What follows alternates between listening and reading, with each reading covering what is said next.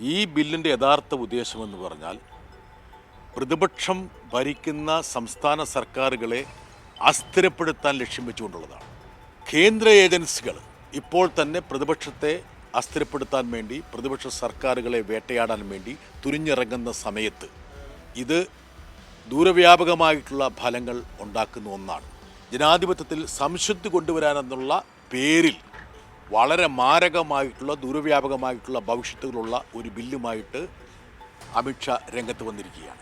യഥാർത്ഥത്തിൽ ഇതിനെ അതിശക്തമായി എതിർക്കേണ്ടതാണ്. ഇത് ജനാധിപത്യത്തെ തകർക്കാൻ വേണ്ടിയുള്ള ബില്ലാണ്. ആഭ്യന്തരമന്ത്രി അമിത്ഷാ ഇന്ന് ലോക്സഭയിൽ ഒരു ജനാധിപത്യ വിരുദ്ധ ബിൽ അവതരിപ്പിച്ചു. ക്രിമിനൽ കേസുകളിൽ ശിക്ഷിക്കപ്പെട്ട ജനപ്രതിനിധികളെ സ്ഥാനത്ത് നിന്ന് പുറത്താക്കുന്നതാണ് ഈ ബിൽ. പ്രത്യക്ഷത്തിൽ ഇത് നല്ലതല്ലേ എന്ന് തോന്നും. കേൾക്കുമ്പോൾ ഒരു രസമൊക്കെ ഉണ്ടെങ്കിലും ഇത് യഥാർത്ഥത്തിൽ ലക്ഷ്യമിടുന്നത് ജനാധിപത്യ ധ്വംസനമാണെന്ന കാര്യം എത്ര പേർക്ക് മനസ്സിലായിട്ടുണ്ടാകും. ക്രിമിനൽ കേസുകളിൽ ശിക്ഷിക്കപ്പെട്ട ജനപ്രതിനിധികൾക്ക് അയോഗ്യത കൽപ്പിക്കുന്നതിലൂടെ കേന്ദ്രം ലക്ഷ്യമിടുന്നത് പ്രതിപക്ഷം ഭരിക്കുന്ന സംസ്ഥാനങ്ങളെയാണെന്ന് ഡോക്ടർ ജോൺ ബ്രിട്ടാസ് MP ചൂണ്ടിക്കാണിക്കുന്നു. ഈ ബില്ലിൻ്റെ യഥാർത്ഥ ഉദ്ദേശമെന്ന് പറഞ്ഞാൽ പ്രതിപക്ഷം ഭരിക്കുന്ന സംസ്ഥാന സർക്കാരുകളെ അസ്ഥിരപ്പെടുത്താൻ ലക്ഷ്യം വെച്ചുകൊണ്ടുള്ളതാണ്. ED പോലെയുള്ള കേന്ദ്ര ഏജൻസികൾ പ്രതിപക്ഷങ്ങളെ വേട്ടയാടാൻ തുനിഞ്ഞിറങ്ങിയ കാലഘട്ടമാണിതെന്ന് ഓർക്കണം. അതുകൊണ്ട് തന്നെ ഈ ഭേദഗതി ബിൽ ദൂരവ്യാപക പ്രത്യാഘാതം ഉണ്ടാക്കുമെന്നും ബ്രിട്ടാസ് പറയുന്നു. കേന്ദ്ര ഏജൻസികൾ ഇപ്പോൾ തന്നെ പ്രതിപക്ഷത്തെ അസ്ഥിരപ്പെടുത്താൻ വേണ്ടി, പ്രതിപക്ഷ സർക്കാരുകളെ വേട്ടയാടാൻ വേണ്ടി തുനിഞ്ഞിറങ്ങുന്ന സമയത്ത് ഇത് ദൂരവ്യാപകമായിട്ടുള്ള ഫലങ്ങൾ ഉണ്ടാക്കുന്ന ഒന്നാണ്. പ്രധാനമന്ത്രി, മുഖ്യമന്ത്രിമാർ, മന്ത്രിമാർ എന്നിവർക്കെതിരെ ഗുരുതരമായ ക്രിമിനൽ കേസുകൾ ഉണ്ടെങ്കിൽ, 1 മാസമെങ്കിലും ജയിൽ ശിക്ഷ നേരിട്ടിട്ടുണ്ടെങ്കിൽ അവരെ സ്ഥാനത്ത് നിന്ന് നീക്കം ചെയ്യുന്നതിനുള്ള 3 ബില്ലുകളാണ് ആഭ്യന്തരമന്ത്രി അമിത്ഷാ സഭയിൽ കൊണ്ടുവന്നത്. എന്നാൽ ഗവർണർമാരെ ഉപയോഗിച്ചുകൊണ്ട് പ്രതിപക്ഷ സംസ്ഥാനങ്ങൾ അസ്ഥിരപ്പെടുത്തുന്ന നീക്കങ്ങൾ പലതരത്തിൽ കേന്ദ്രം തുടർന്നുകൊണ്ടിരിക്കുകയാണ്.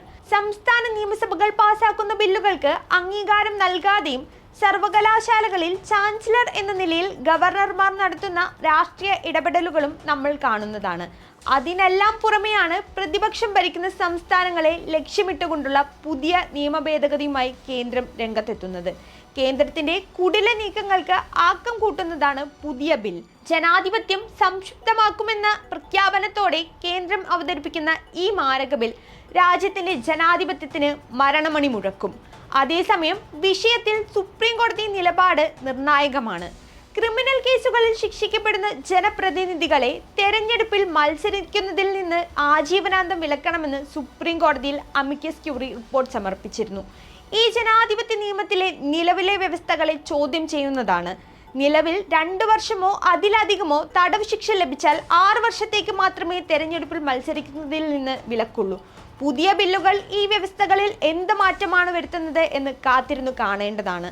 പുതിയ ബില്ലുകൾ പ്രാബല്യത്തിൽ വന്നാൽ കേന്ദ്ര ഏജൻസികളെ ഉപയോഗിച്ച് പ്രതിപക്ഷ സംസ്ഥാനങ്ങളെയും മുഖ്യമന്ത്രിമാരെയും മന്ത്രിമാരെയും വേട്ടയാടാൻ കേന്ദ്രം ശ്രമിച്ചേക്കും. അതുകൊണ്ട് തന്നെ ഈ ബില്ലിനെ ശക്തമായി എതിർക്കാൻ ജനാധിപത്യവാദികൾ രംഗത്തിറങ്ങുമെന്ന് ഉറപ്പാണ്. പ്രതിപക്ഷ പാർട്ടികൾ ഭരിക്കുന്ന സംസ്ഥാനങ്ങളെ അസ്ഥിരപ്പെടുത്താനുള്ള ഈ നീക്കത്തിനെതിരെ പ്രതിപക്ഷം ശക്തമായ പ്രതിരോധം ഉയർത്തുമെന്ന കാര്യത്തിലും സംശയമില്ല. വോട്ടേഴ്സ് ലിസ്റ്റിലെ ക്രമക്കേടിനെതിരെ ഒരുമിച്ച് നീങ്ങുന്ന പ്രതിപക്ഷം കേന്ദ്രത്തിന്റെ പുതിയ നീക്കത്തെയും എല്ലാ രീതിയിലും ചെറുക്കും. ഏതായാലും പുതിയ ബില്ലിന്റെ വിശദാംശങ്ങൾ പുറത്തു വരുമ്പോൾ മാത്രമേ അതിന്റെ യഥാർത്ഥ പ്രത്യാഘാതങ്ങൾ വ്യക്തമാവുകയുള്ളൂ.